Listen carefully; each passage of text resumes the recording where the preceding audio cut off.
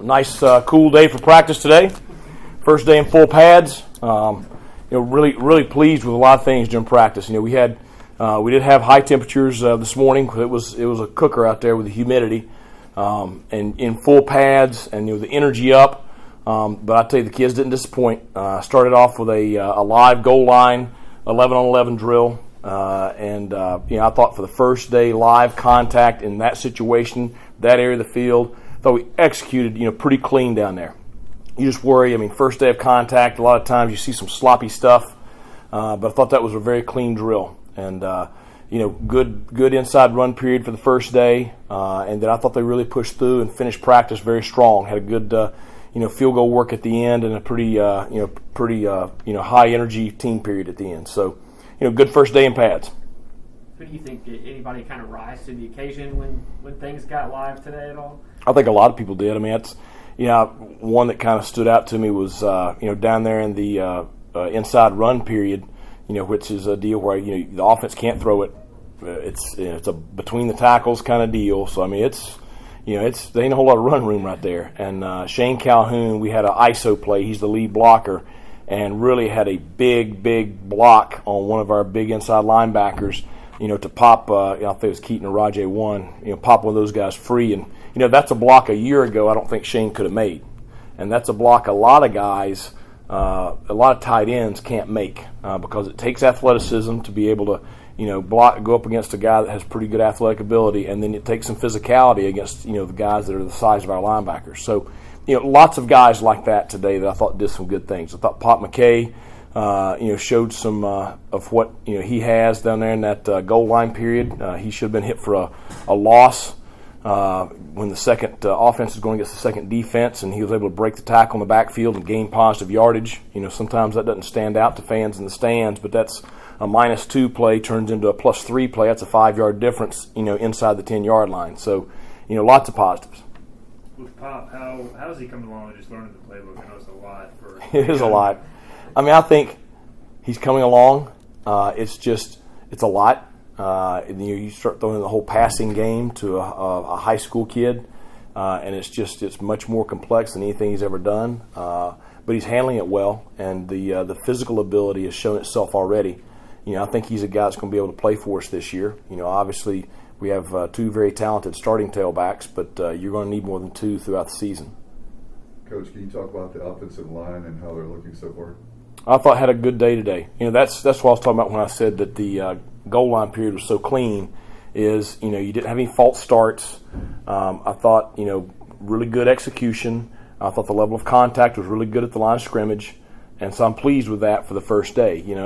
Sometimes that can be a little sloppy. So I think you're seeing the experience. You're seeing all the hard work that those guys have put in, and certainly that's a group that we knew we had to improve. When we got here in 2019, and they have really worked hard to bring that group along to where now I think it's something that can be a strength of our program. Coach, do you change the way your daily operations are for the Heat? Yeah. We took 2 5-minute breaks today where we have cold towels, wet buckets, Gatorade, all that stuff, and we try to get them over in the shade near the tower. And just let them cool off, and just put that cold towel around your head. Try to get the core body temperature down, and really try to keep that hydration level up throughout practice. So we took 2 of those, about a third of the way through and about 2/3 of the way through to try to help them be able to finish practice. And I thought that was pretty effective today. Did you have anybody that was the most excited to be hitting something today? Did you see something? Oh, I think a lot of them. I think Bruce Bivens is always excited for contact. You could hear that the other day, but Xavier McIver. He kind of called it out during the team meeting first thing at 8 a.m. this morning. So I think a lot of the guys look forward to today, and that's why I thought you had really good energy. You talked to them yesterday about bringing it today, and it seemed like they acclimated really quick to contact, and looked like they hadn't missed a beat.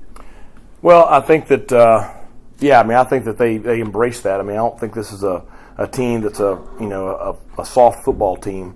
They're a bunch that's going to play physical. Now it's the thing like we talked about. I'll go look at the film on that goal line period, but we got to be able to play physical and play effectively. Executing, not making mistakes, not having mental busts, and so the challenge is, moving on after the first day of live contact to where tomorrow, it's the second day.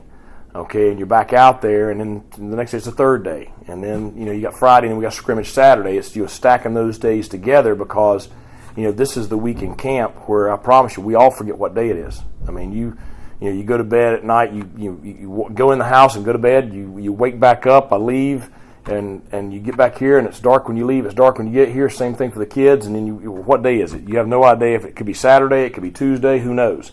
And so that part of camp is really the challenge of keeping our mentality and keeping our focus and keeping our motivation day in and day out. And that's where I've got to do a good job of making sure we take care of them, getting enough rest, getting enough hydration, being smart on what we do day in and day out. But at the same time, we've really got to push ourselves right now because this is what prepares you for that, tie ball game, close ball game, fourth quarter, hot September ball game, where you've got to play through that mental fatigue late in the ball game.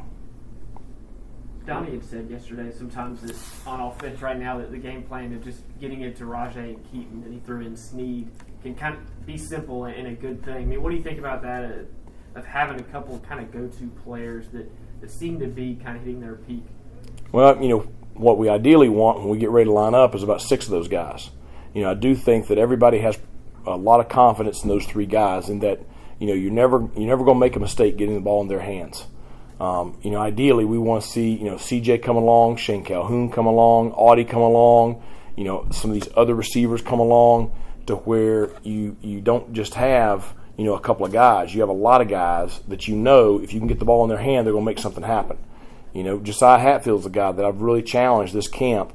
He's a third-year player. He's not a rookie anymore. He's got experience. He has tremendous ability. He's a guy that we have to be able to count on, to be able to get the ball to him and him make something happen. So I think, we've got 3 guys that we're fortunate to have, and we just want to cultivate some more and get some more guys in that kind of role. The rest of this week, can you take us through the schedule, just leading up to the scrimmage? Well, scrimmage Friday or scrimmage Saturday, probably, maybe a touch lighter on Friday, from a load standpoint. Probably have one more, pretty heavy day either tomorrow or Wednesday, and then the other be kind of a medium load day. And it's something new that we're doing this preseason camp is just, monitoring the load, each day on the kids. We've got a way to do that now, and so just really want to make sure that we're fairly fresh on Saturday so we can see, as much of a game simulation as we can here, a week and a half, almost 2 weeks in camp.